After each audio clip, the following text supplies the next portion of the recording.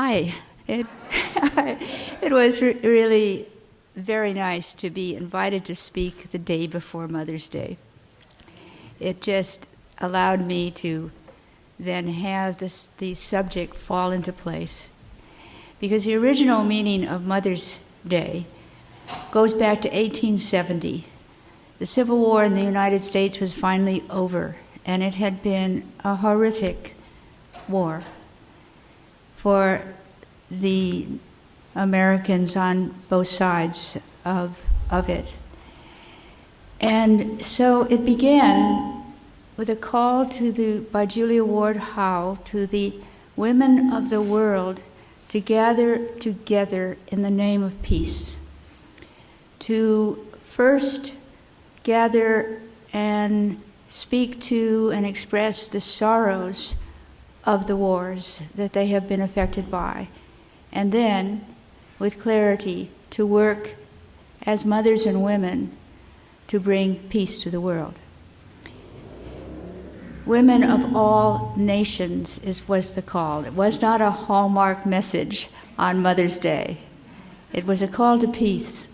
And it struck me, as I have been thinking about the first and second waves of the women's movement, that the third wave of the women's movement really can be the women's peace movement. The first wave was, of course, political equality, the women's suffrage movement. It took a long time for American women to get the vote, from 1848 to 1920. And then the second wave began in the late 60s, and it moved a lot faster. It was for economic and personal equality for women. And it moved so fast that the 1970s became the decade of the women's movement, and out of that came all of the equality kinds of legislations that followed, including Title IX, that made our daughters able to be equal to our boys in sports and sports facilities and things like that. And then we have what might be the third wave of the women's movement.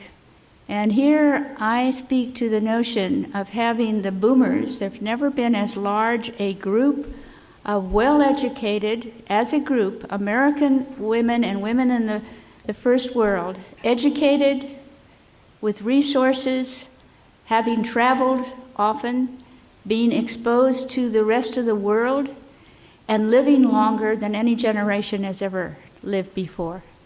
So when you become 50 and you're a woman, you're at midlife. And a postmenopausal woman whose kids have grown up has an opportunity at this point to join with the women of all generations, but especially the millennials who have come along and run into a recession and started to question the ideas about what they should do with their lives and what really they can do with their lives, and learning something about deprivation, learning something about opportunities not being universal, learning something about humility because they have often been the stars in their world and now they've run into reality. A lot of good is coming out of the millennials running into reality and having as models the boomer generation, that up to this point was the largest generation that ever existed in the United States. And here, most of you, I would say that at least a majority in this audience are probably boomers. And I think about Mary Oliver, the poet who seems to strike a note to us, who says, she is also in the boomer generation, about how she writes at the end of a summer day, she says, "Doesn't everything die at last and too soon? Tell me, what do you plan to do with your one wild and precious life?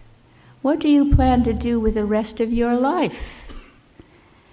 Laid-back retirement is not exactly the greatest thing in the world, as some of you privileged folks may have learned.